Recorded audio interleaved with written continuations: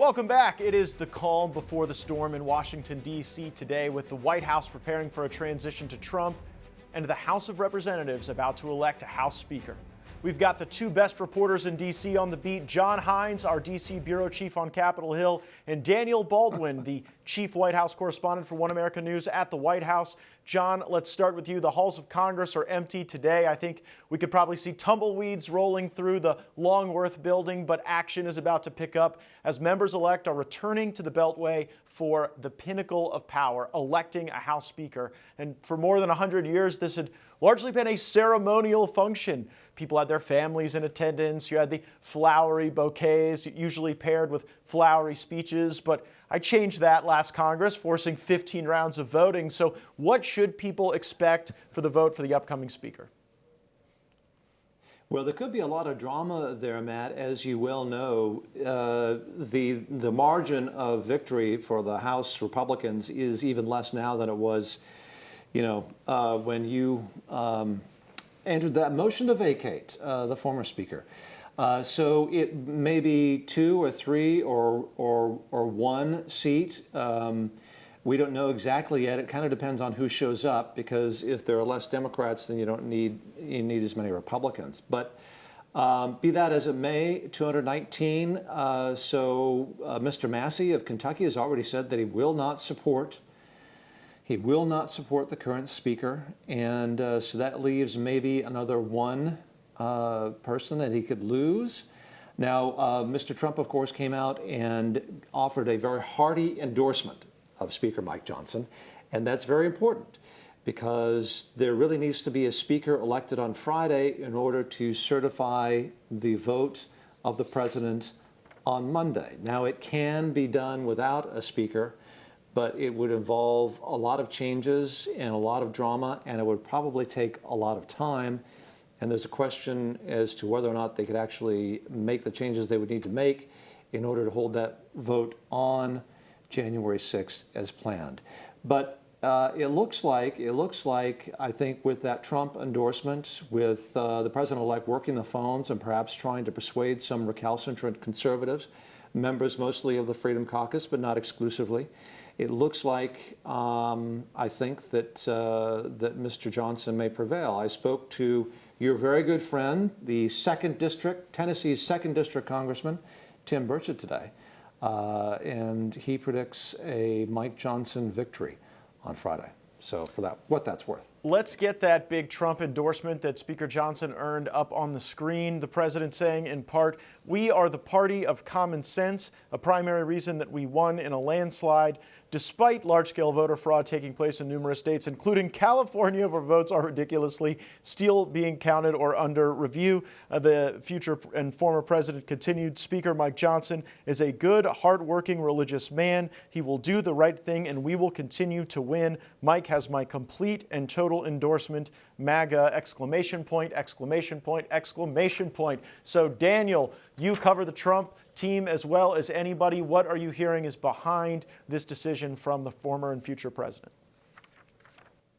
Matt, I think you put it pretty well when you posted on X, when you were saying this is basically the art of the deal, the practicality of it, that is, in practice per se. This is coming off of Donald Trump's historic unprecedented mandate that was given on November 5th. Specifically, Donald Trump understands that now is not necessarily the time to go into a massive speaker battle inside the House of Representatives, specifically when the American people have given that mandate to swiftly and aggressively go after and pursue that agenda that he promised on the campaign trail, whether it's mass deportations, whether it's tax cuts, whether it's tariffs to eliminate unfair trade. He understands that Mike Johnson will specifically understand that he's not the quarterback at play here. He's the wide receiver. Donald Trump's going to give him the ball and let him help deliver things through Congress.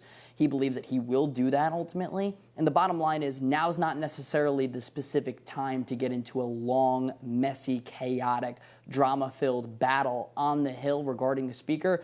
Donald Trump and the Donald Trump endorsement obviously carries a significant amount of weight. And the only thing I would say is it'll be very interesting to see what type of Republican Congress members go against the endorsement of the big guy. Yeah, no doubt. This does seem to be a case of President Trump seeing Speaker Johnson as a means to a more valued and an important end. Also, Daniel, at the White House, is it all struggle sessions and group cries with the outgoing Biden administration? What are you seeing from them regarding a transition? Do you believe it'll be orderly, or should the American people expect that there'll be something more challenging?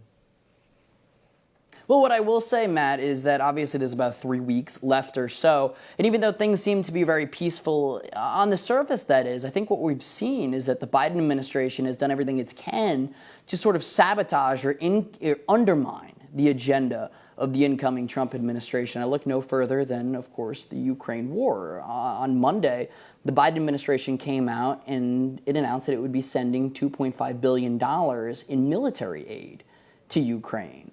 That comes as Janet Yellen, the U.S. Treasury Secretary, announced $3.9 billion more in budget aid to Ukraine. And when you look at the past 3 years as a whole, that's $175 billion in aid to Ukraine. We know that President-elect Donald Trump's aim in that war, Matt, is ultimately long-term peace. He wants the dying to end. And when you see the Biden administration continuing to do something like this, specifically understanding that Donald Trump may have a very opposing view to it, it can only be viewed as a means to sabotaging his ultimate goal. And that also goes forward to the border wall being rapidly sold off at prices that are well below fair value of what they were sold at previously, considering that Donald Trump's border security plan, very much involves finishing that Trump border wall at the southern border. So even though there's 3 weeks left, the Biden administration, the lame duck Biden administration, Matt, is not stopping at any means to try to undermine the incoming Trump administration. Just the nerve of that, the nerve to see this landslide victory and then to try to stand in the way of it in the final moments. It shows truly what a small man President Joe Biden is, and it's disappointing. You would like to see this occur with a far more of a focus on efficacy. Now, John, everybody's been focusing on Trump coming into the White House, all the drama with the speaker battle, but you and I know well that a lot of the power that's wielded in the House of Representatives, it's in the key committees and some of the leadership of those committees, and you were working the halls following that steering committee process. Only in the United States Congress do you have a committee on committees. We call it the steering committee, but we've seen some of the major chairmanships get announced. What can the American people expect based on the full complement of the leadership team we expect to be supporting Speaker Mike Johnson and President Trump? Well, I think, Matt, that you're going to see a continuation of the leadership that we've seen in the Congress thus far. We've seen some changes. I guess one of the most surprising changes was your colleague, Brian Mast, was chosen to head up the Foreign Affairs Committee. That was a little bit of a surprise, I think, by a lot of observers. Then you've got some new blood at the Energy and Commerce Committee, which is one of those powerful committees. You've got French Hill over at Financial Services. I don't think that was necessarily as big a surprise. But the one common denominator, though, I think, is that a number of these leaders in the House, new leaders, new committee chairpersons, I should say, all seem to be saying the right things, at least with regard to being on the MAGA team. They have all been very effusive of their praise of Mr. Trump. They've all been sending, I think, praiseworthy tweets out on Twitter, if you've looked at their postings there, and also on Truth Social. So I think that there is probably an effort by a lot of the newer chairmen, newer power centers in the House to basically acknowledge Mr. Trump's leadership and at least say the right things at this juncture. Of course, the Congress has not even begun yet, and we're going to see some friction, I predict, coming fairly shortly, as I think you would also agree, particularly with regard to that raise of the debt limit or whatever they decide to do with that.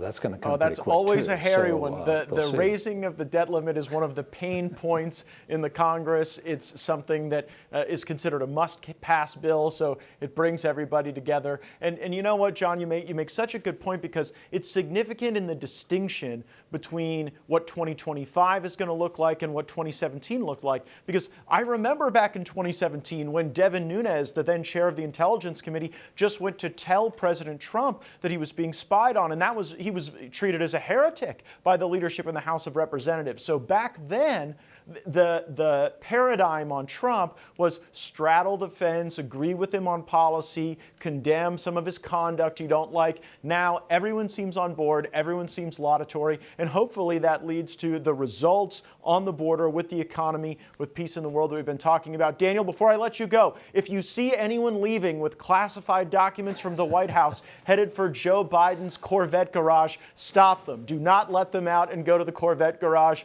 with the classified documents, this time upon Joe Biden's departure from office. But John and Daniel, thank you so much. Keep us up to date on your outstanding reporting. Great to talk to you. Certainly a big year ahead.